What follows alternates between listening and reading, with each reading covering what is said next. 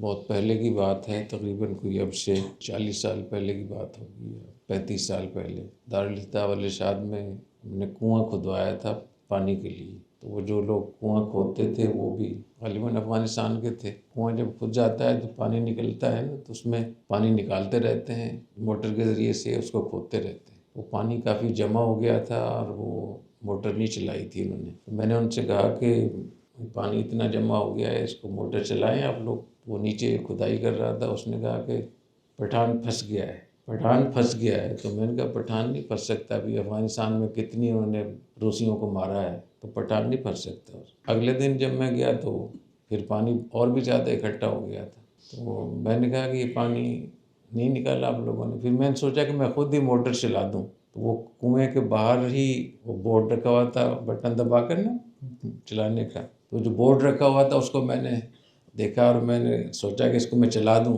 تو میں نے دیکھا وہ جو بٹن تھا وہ نیچے گرا ہوا، ٹوٹ کر بورڈ کے نیچے اس میں گرا ہوا تھا۔ تو میں نے کہا یہ میں کیسے چلاؤں، یہ تو بٹن تو نیچے گرا ہوا ہے اس میں۔ کہتے ہیں ہم تو تم کو کل بولا تھا پٹھان پھنس گیا ہے۔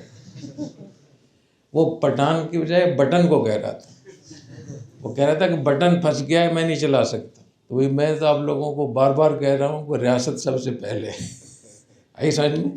یہ جو اتنی مشکل آپ میری زبان میں دیکھتے ہیں، تلخی دیکھتے ہیں، پھر آپ کو سمجھ میں نہیں آتا، ابھی پریشان ہوتے ہیں، علماء کرام ایسے کہہ رہے ہیں، لوگ ایسے کہہ رہے ہیں۔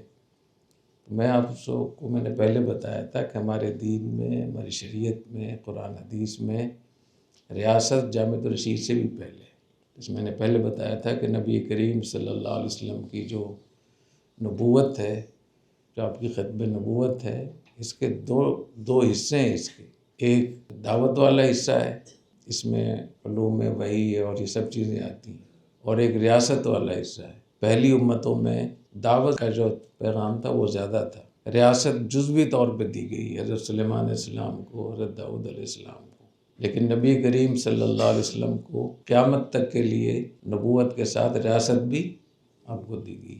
تو جیسے آپ داعی تھے ویسے آپ حکمران بھی تھے۔ تو آپ کی جو ختم نبوت ہے یہ دونوں کا مجموعہ ہے، دعوت اور ریاست، اور جہاد یہ ریاست کا حصہ ہے۔ تو ہمارے ہاں چونکہ 200 سال ہو گئے، اس میں علماء کرام کو، مدارس کو، سوسائٹی سے، عدالت سے، ریاست سے، حکومت سے، اقتدار سے انگریزوں نے دور کیا۔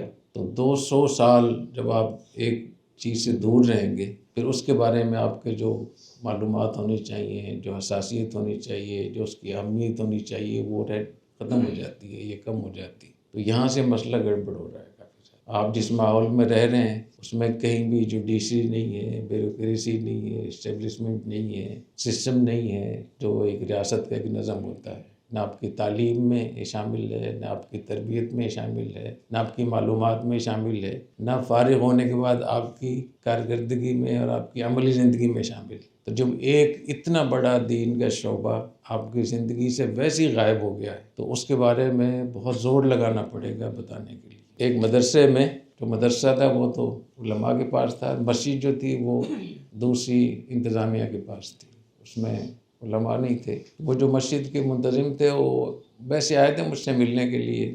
میں نے پوچھا کیا کچھ ہو رہا ہے، مسجد کی کیا صورتحال ہے؟ تو انہوں نے کہا کہ آج کل ہم مسجد کی صفائی کر رہے ہیں، اور مسجد کو کئی سال ہو گئے تھے باقاعدہ صفائی نہیں ہوئی تھی۔ تو ہم نے قالین جب اٹھائی تو طلباء نسوار کھاتے تھے، وہ نسوار وہاں جمی ہوئی تھی، اور ہم نے بڑی کوشش کی کہ ہم وہاں صاف کر دیں، لیکن نسوار اتنی جم گئی تھی سیمنٹ کی طرح، یہ سیمنٹ نہیں ہوتا۔ پھر ہم نے باقاعدہ مزدور وہاں بلائے جنہوں نے چھینی ہتھوڑوں کے ذریعے سے اس نسوار کو ہٹایا۔ بھئی یہ 200 سال کی نسوار ہے، اس کو ہٹانا اتنا آسان نہیں۔ اور سمجھ رہے ہیں یہ ایک المیہ ہے بہت بڑا۔ اور میں جہاں میری گفتگو وغیرہ ہوتی ہے میں کہتا ہوں علماء پہ آپ اعتراض نہیں کر سکتے۔ آپ نے علماء کو 200 سال سے الگ بٹھایا ہوا ہے، ہر چیز سے دور کر کے ان کے باہر ایک باڑ لگا دی ہے۔ پھر اگر وہ مدرسے چلاتے ہیں پھر آپ پوچھنے آتے ہیں پیسے کدھر سے آیا۔ تو جب اتنی مدت تک آدمی دور رہتا ہے نظام سے، سسٹم سے، تو وہ فطری طور پر اس سے دور ہو جاتا ہے۔ یہ 2 مثالیں میں نے اس لیے بتا دی، تو تکلیف تو ہوتی ہے لوگوں کو، لیکن میں کیسے سمجھاؤں؟ تو سمجھانے کے لیے میں نے آپ کو بتایا کہ تھوڑا مشکل پیش آئے۔ تو جو میں ریاست کی اتنی اس کی میں رٹ لگاتا ہوں، سنتے ہیں نا آپ لوگ مجھ سے، تو اس کی وجہ یہی ہے کہ میں نے ریاستیں بنتی ہوئی دیکھی ہیں، بگڑتی ہوئی دیکھی ہیں، اور زیادہ تر ہمارے ہاتھوں سے ریاستیں بھی ہوئی ہیں، افغانستان ہو، ازبکستان ہو، تاجکستان ہو، اور کرغیزستان، پھر چیچنیا، پھر عراق، پھر شام، پھر لیبیا، پھر یمن، پھر صومالیہ، پھر سوڈان، اور ابھی جو کچھ یہاں ہوا ہے فلسطین میں، جو کچھ مظالم ہوئے ہیں یہ ہمارے گھر سے ہوئے ہیں، اس کی بنیاد ہمارے اندر ہے۔ اس کو میں پہلے بھی کئی دفعہ بتایا ہے کہ اتنا زیادہ اسرائیل جو بے لگام ہو گیا اور مکمل طور پہ ایک وحشی درندہ بن گیا، کسی قسم کا خوف اس کے اوپر نہیں رہا، اس لیے کہ جو اس خطے میں جس سے اس کو خوف آتا تھا وہ تو تینوں ختم ہو گئے۔ جو صدام تھے، عراق تھا، وہ اس سے ڈرتا تھا اسرائیل، قذافی تھا، شام تھا۔ یہ 3 ملک ایسے تھے جن سے اسرائیل کو خطرہ تھا، اور تینوں جہاد کے نام پہ، شریعت کے نام پہ تینوں ملک ختم ہو گئے۔ تو اس نے دیکھا کہ باقی تو ان کے سارے دوست ہیں، یا ایسے لوگ ہیں، ایسے ملک ہیں جو کچھ نہیں کہہ سکتے، اس لیے انہوں نے 2 سال وحشت اور بربریت کا ننگا ناچ جو انہوں نے کیا، وہ اس لیے کہ جو کفار ہوتے ہیں وہ طاقت کو مانتے ہیں، شرافت کو نہیں مانتے۔ تو آج میں اتنی بات کہوں گا، جو میں ریاست کی بات کرتا ہوں، اس موضوع کو سمجھیں گے، آپ کے کام کا ہے۔ آپ اگر اس بات کو سمجھیں گے، ریاست کی اہمیت کو، تو آپ جامع تشریح سے فائدہ اٹھا سکیں گے، اور ریاست کو چلانے کے لیے، ریاست کو سمجھنے کے لیے، ریاست کے اندر اپنا حصہ ڈالنے کے لیے، ریاست کو دین کے لیے استعمال کرنے کے لیے، اگر آپ ریاست کے ذہن آپ کا موافق ہوگا تو آپ کام کر سکتے ہیں۔ اگر آپ ریاست سے ٹکرانے کی آپ کے پاس پالیسی ہے کہ مجھ سے ٹکرانا ہے، ہمیں اسے مارنا ہے، ہمیں اسے ختم کرنا ہے، کوئی آپ کو قریب لگنے دے گا؟ تو یہ جس طریقے سے ہمارے بیانات ہوتے ہیں، جلسے ہوتے ہیں، تقریریں ہوتی ہیں، ہر آدمی جیسی اسٹیج پہ آتا ہے تو وہ اس کے منہ میں جھاگ ہوتے ہیں۔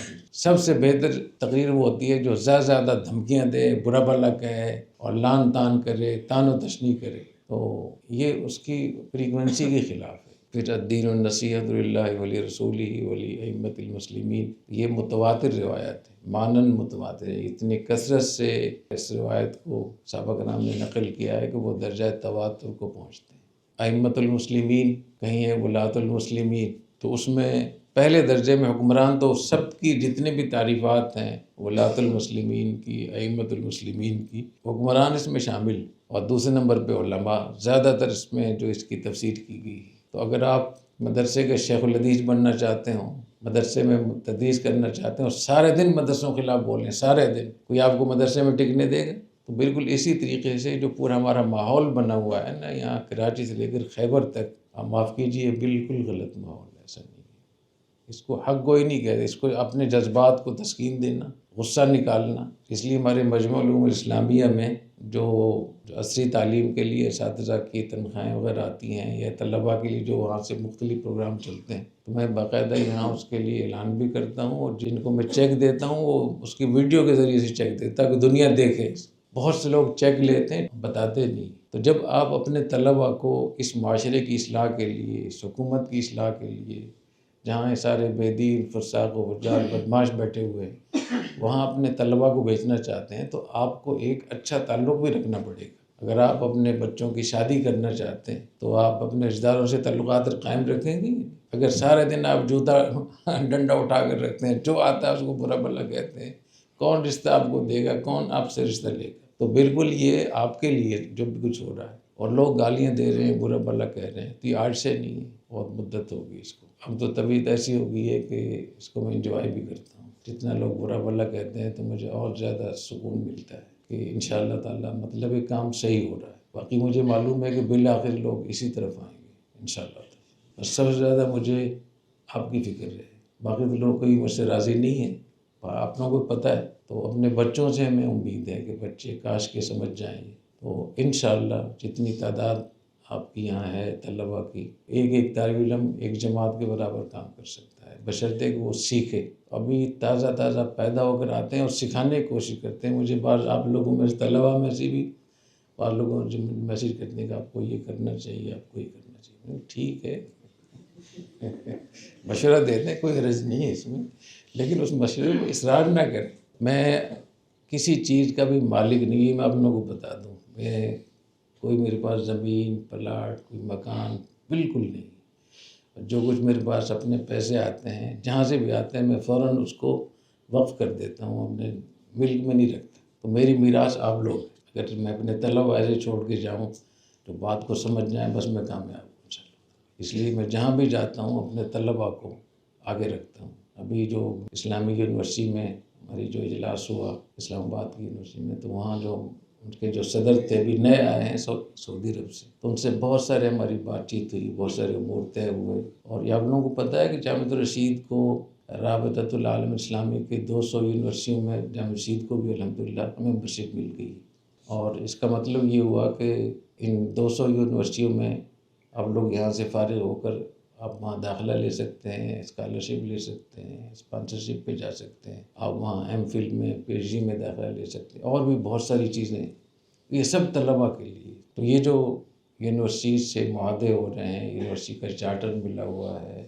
اور سعودی عرب میں، مصر میں، ملیشیا، انڈونیشیا، یہ 200 یونیورسٹیاں مختلف ملکوں میں ہیں، تو یہ آپ کے لیے ہو رہا ہے سر۔ اللہ تعالیٰ آپ کو توفیق عطا فرمائے۔ یہ مدرسے کی جو عمارت ہوتی ہے، یا مدرسے کی انتظامیہ ہوتی ہے، یا مدرسے کی زمین ہوتی ہے، یا اس پہ اخراجات ہوتے ہیں، یہ کس لیے ہوتے ہیں؟ طلبہ کے لیے۔ اساتذہ بھی طلبہ کے لیے ہوتے ہیں، تعمیر بھی۔ اگر کسی مدرسے میں تعمیرات بہت بڑی ہوں، چمن چمن بھی ہو، اساتذہ بھی بہت بڑے ہوں، طالب علم نہ وہ مدرسہ کہلائے گا؟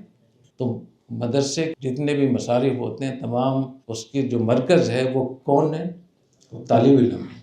اگر طالب علم کا آپ نے سوچا ہے، سمجھے آپ کا مدرسہ ٹھیک ہے، اور اگر طالب علم آپ کے اس میں نہیں ہے، آپ کی خود آپ ہیں، آپ کا خاندان ہے، آپ کے بچے ہیں، یا اور کوئی مقاصد ہیں، تو وہ مدرسہ نہیں۔ اور یہ چیز اتنی غالب ہے یہاں میرے اوپر کہ الحمدللہ میں محسوس کر رہا ہوں کہ جہاں بھی ہم جاتے ہیں بات چیت کرنے کے لیے، کوئی ذاتی مقصد تو کوئی ہوتا نہیں، تو لوگ اس بات کو مانتے بھی ہیں، سمجھتے بھی ہیں، اور اس کے اوپر اقدامات بھی کرتے ہیں۔ تو اللہ تعالیٰ توفیق عطا فرمائے۔ سبحانک اللہم و بحمدک۔